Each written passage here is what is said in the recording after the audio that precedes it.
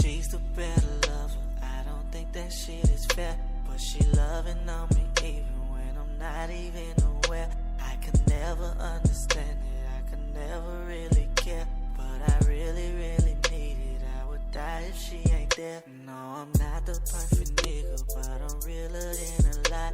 I couldn't play with you too long, so I went and got a rock. We were never at the bottom, but we closer to the top. And I fuck with you the long way, cause you think I the bop. If I hurt you, don't leave, don't leave, don't leave, don't leave. No, no, no, no.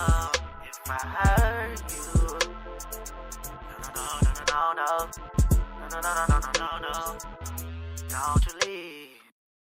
Please, baby, please, stay here with me. Baby, don't you leave. I need to see your face at least. And if you leave, pray for me. Please, baby, please, stay here with me. Baby, don't you leave. I need to see your face at least. And if you leave, pray for me. I had a dream that I could be without you. Oh, for real that I could even catch you, see without you. Get something to eat without you. Oh, be free without you. Baby, then I woke up right next to you. To you.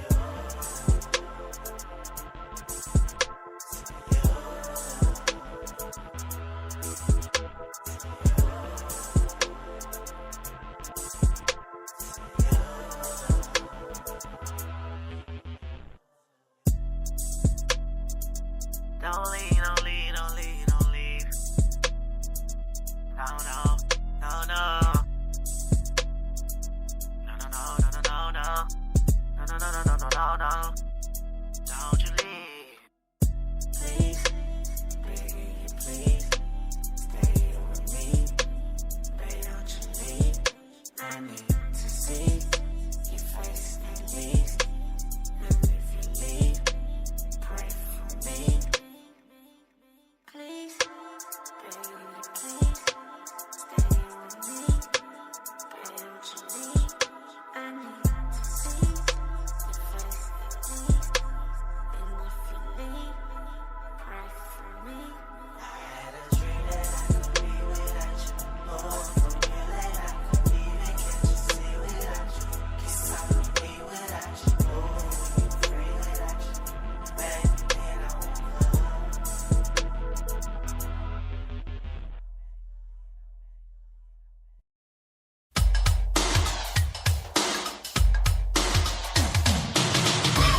It's hour number 3 of the Doug Stewart Show.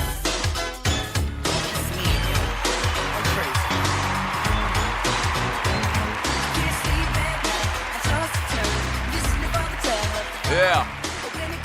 Hey, don't forget, at 1 p.m. today, about an hour from now, Eastern Time, my man, the number one Chief Rocker Vern from Jersey, returns to the WSME network with the Vern from Jersey show. Stay tuned. As well as following him, the Jeff Fox Show. Broadcasting live from Miami, Florida. My man Jeff Fox at 3 to 4 p.m. today for an hour. And then we've got at 6 p.m. Eastern Time, the Underground Railroad Show with that ninja. Yeah. Hey, good morning to you, Stewie's. The malt liquor that I couldn't think of the name was called Blast, B-L-A-S-T, Blast malt liquor. So Google, if you want to check it out and see what I'm talking about, is it's called Blast malt liquor. And just put in Blast and Snoop Dogg, and you should find it.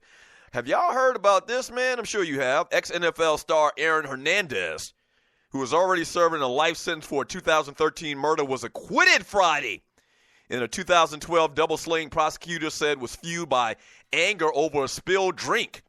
The former tight end of the New England Patriots wept quietly as the verdicts were sued in Boston. The reason why he wept, because even though he won that case, his ass he still knows his ass ain't getting out of jail.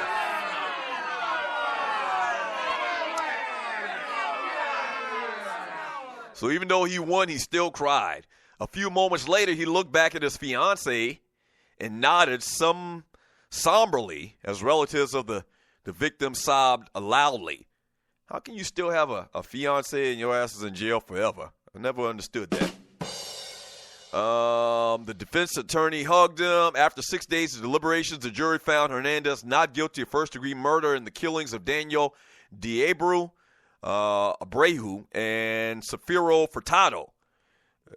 If convicted, it convicted him of a single charge of unlawful possession of a gun. The judge sentenced him to an additional 4 to 5 years in prison for that. But once again, when you're already serving life, 4 or 5 years don't matter.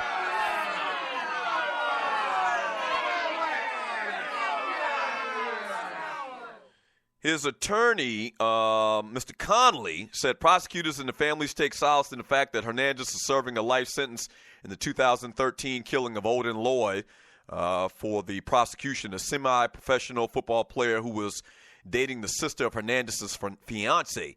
But Jose Baez, one member of Hernandez's defense team, told reporters that he sees a path for the Lloyd conviction to be overturned.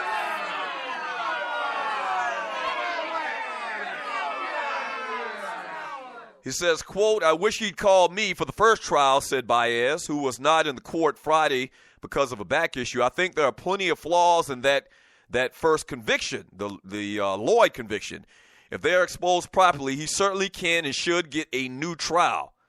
The defense team in the double murder case had pointed the finger at Alexander Bradley, an admitted drug dealer and a close friend of Hernandez, who was with him the night of the shootings. The defense hammered at Bradley's credibility, citing his immunity deal with prosecutors to testify against Hernandez, his role as the driver of the car that night of the shootings, and his criminal record. Bradley is serving a 5-year prison term in Connecticut for firing shots at Hartford or at a Hartford nightclub in 2014. So Hernandez beat this rap, and his attorney saying that they feel confident that he's going to get a new trial in the first murder of Odin Lloyd and beat that rap as well. Now listen, man. Hey, listen. I always say innocent until proven guilty. I always say that.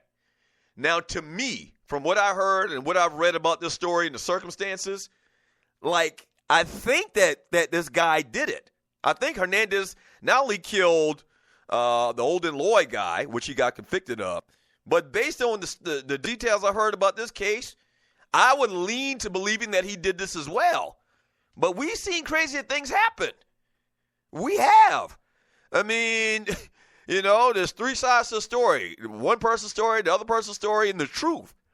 Baez, the attorney known for winning an acquittal for Florida mom Casey Anthony in the death of her daughter, told reporters that he's one step, talking about Hernandez, one step closer to being reunited with his family. And he still has the appeal for the Lloyd conviction, and those appeals can be overturned.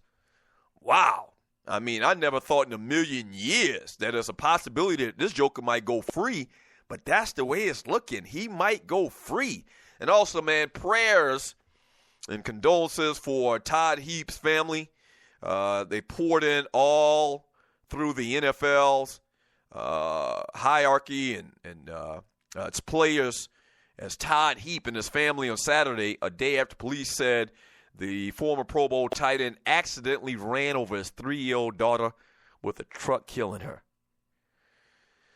Oh, Lord have mercy. Oh, I was about to say I can only imagine, man, but I can't even imagine. I got daughters, man, and I'm always telling my daughters, my oldest daughters, to be careful when they're driving in the neighborhood because, you know, even if it's an accident and, you know, somebody throws a ball out in the street and a kid runs out in the street to get it, you know, the grief that you'd have to deal with your entire life. I can't even imagine killing your own child. And by accident, running over his daughter, man, in his driveway. Oh, man, he was moving the truck at his home in Mesa, a Phoenix suburb, on Friday when he struck the girl. Police said she was pronounced dead at the hospital. Man, I hate to even talk about that story, man. Prayers, once again, and condolences to Todd Heap. Real tragic weekend for these athletes, man. We talked about Isaiah Thomas losing his sister in a car accident the day before their first game in the playoffs, and this story here. Oh, my Lord. That's like a parent's worst nightmare. Oh, you got to be careful. My nephews and niece, as I mentioned at the top of the show, were here this past weekend. We're at my house this past weekend. And my older daughter, Kayla, and baby girl, Kara, took them outside. And I was like, man, please, you got to watch these kids every single second. You can't take your eyes off, a toddler or a kid's very, very young in age like that, man, because, accidents do happen, man. Real sad, real sad. Prayers to the Heap family. I mean, that's a real hard thing to bear the rest of your life, man. Wow.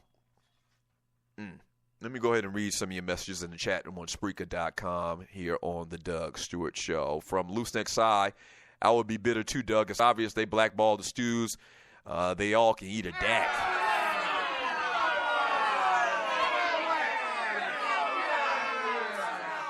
Yeah, Raider for life.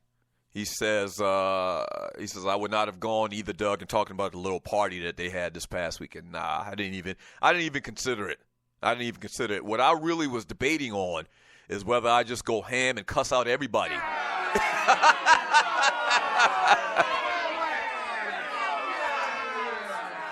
So I got this text from Rodney Ho from the AJC. Why didn't you guys go to the party?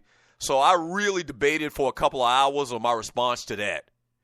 I was trying to decide whether to just say, Rodney, nah, that we ain't down like that, I'm not going. Or Rodney, like I ultimately did. I says, Rodney, would you go? I just asked him the question. I didn't even want to get into it in detail. Or option C was to go to fuck off.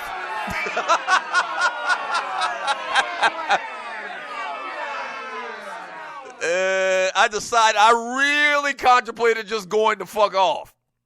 But I was like, nah, it's past. I moved on for the most part. I'm putting in applications trying to get a job right now.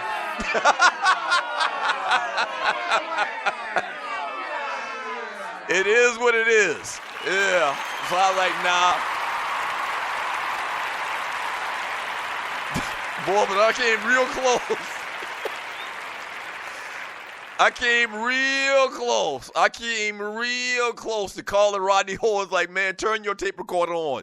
You can tell them motherfuckers to kiss my so-and-so. Bleep, bleep, bleep. They can all suck a bleep, bleep, bleep. No motherfucker, bleep, bleep, bleep. And make sure and tell them if I see them on them streets, bleep, bleep, bleep.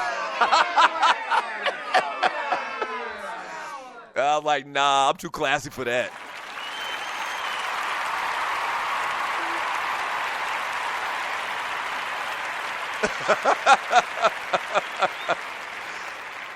Yeah, I was like, nah, I got too much class for that. I was like, whatever. We're not going, Rodney. That's it. How about that? From Sam Daddy, he says, Doug, before you all left, it was the older guy who was cool who came on and straight roasted those Hans and Franz ass dudes who came on after y'all. It was hilarious. You're talking about Bo Bach. The great Bo Bach, from what I understand, didn't go back either. Just real bad blood the way that it ended. And I've left jobs before. I even got fired from a job, technically, once in my lifetime. It wasn't I got fired. I think technically I got fired. But so my company I got hired with, the mortgage company, I left one job to go to this new job. They got bought out by another bank. Like within my first week there, this new job and training. This was before I was in radio, obviously. And so the last people that came in on this class, they called us all into the damn office and was like, we got to let you go. What do you mean you got to let us go? I left the job to come take this stinking ass job and you going to let us go?